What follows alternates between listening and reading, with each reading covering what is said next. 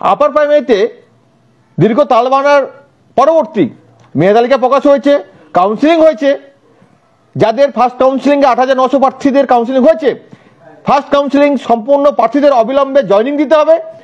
আমরা দেখেছি ফার্স্ট কাউন্সিলিংয়ে যে 1025 জন প্রার্থী অনুপস্থিত থেকেছেন, 94 জন প্রার্থী এসে রিফিউজাল করেছেন এবং মাল্টিবার র্যাঙ্ক ধরুন যে 2,500 থেকে 3,000 অধিক প্রার্থী ডাক পাবে, আদালতের নির্দেশ থাকা সত্ত্বেও স্কুল সার্ভিস কমিশন ধারাবাহিক কাউন্সিলিং প্রক্রিয়ার বিষয়ে গড়িমসি করেছে। সেই আওয়াজও আগামীকাল থাকবে। অবিলম্বে সেকেন্ড কাউন্সিল নোটিফিকেশন জারি করতে হবে।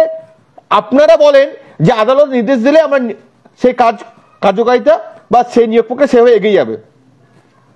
হাইকোর্টের ডিভিশন বেঞ্চ আদালত নির্দেশ দিয়েছেন যে মেধা তালিকা অন্তর্ভুক্ত প্রার্থীদের কাউন্সিলিং করতে। তাহলে ফার্স্ট কাউন্সিলিং শেষ হয়েছে 2রা ডিসেম্বর।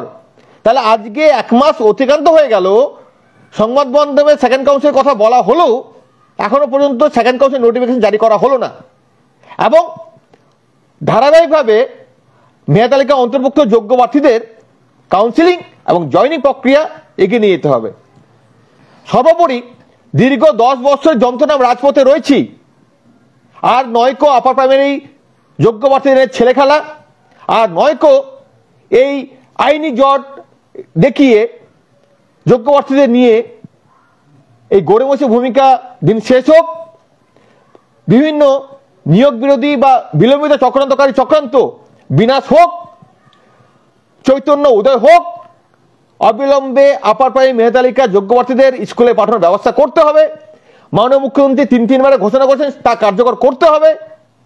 সেই দাবিতেই আমরা রাজপথে আগামীকাল রয়েছি, তিলোত্তম অভিযান করব যে আপার প্রাইমারি মেধা তালিকা অন্তর্ভুক্ত যাদের ফার্স্ট কাউন্সিল হয়ে গেছে তাদের অবিলম্বে জয়নিং দিতে হবে। পাশাপাশি সেকেন্ড কাউন্সিল নোটিশ জারি করতে হবে। ধারাবাহিক কাউন্সিলিং ও জয়নিং এর নিয়োগ প্রক্রিয়া এগিয়ে নিতে হবে এবং সর্বোপরি শিক্ষা ব্যবস্থাকে বাঁচাতে হবে।